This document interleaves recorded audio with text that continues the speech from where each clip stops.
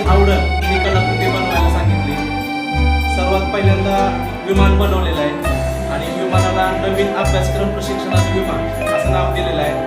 आणि ते विमान 3 दिवस अतिशय वेगाने धावणार आहे.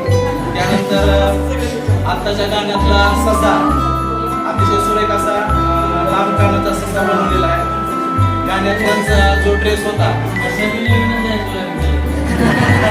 तो ड्रेस सुद्धा इथं तयार केलेला आहे.